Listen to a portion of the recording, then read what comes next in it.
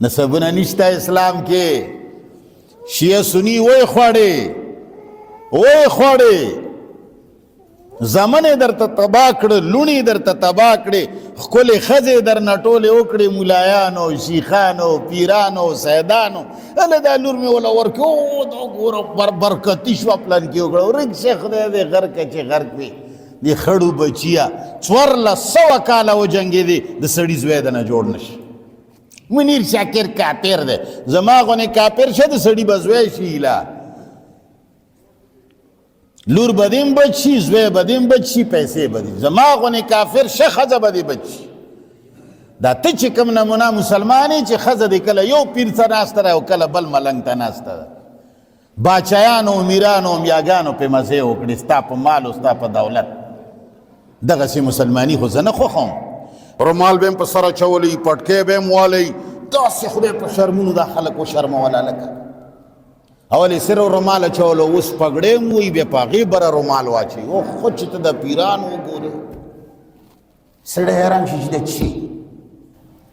سړی خره خو منګم نه یو مولا وظیفه راغونډې کړې وي نو مولایانو به چې دا وظیفې راغونډې کې دي کې به بعضې د چا په سلن کې به غوښې وي د چا به ناغن و د ډېرو خلکو به سوکړک و وربشه به وپېژنې که نه د جوارو روټۍ دا کمزورې روټۍ به وي نو میلمه پې راغلی دی میلمه امیو د زړه کې ویلي دي چې اوس دې وخت کې سالن و روټۍ راواخلي نو دا میلمه خو کېدی شي یوه تکه غوښه وخوري او د کم ناغن چې دی هغه دی وخوري نو خپل طالب ته وایي چې دا امي سړی پوه نه شي که نه ورته چې طالبه حنته خبزات پر ازاعو کې وضاعت حنته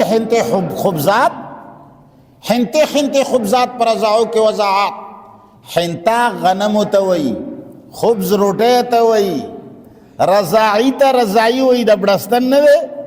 وضاعت بناو دا خیخې روټۍ او دا د غنمو روټۍ چې دي دا په رضایۍ کې بړستنو کې پټې کا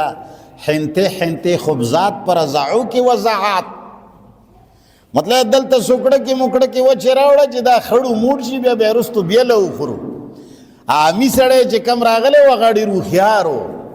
هغه زړه کې ووایي چې ملا څارمتوب والله چې وکړه چې هر څه یې وکړه خو اوس یې راګیراوه پوه خو پې نه و چې څه یې ویلي دي خو دومره پوه و چې څه یې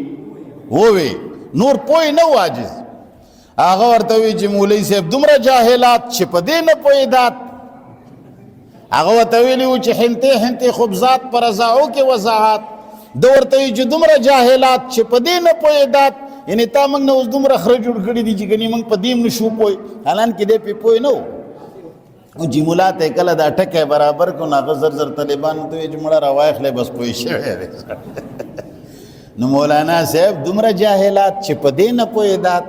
چې ته وایې چې دا آیت ته مباهلې دی نو شیعه او سني ملا صاحبه خفه کېږه ما په دې عوامو باندې نور الله ته مه اړوې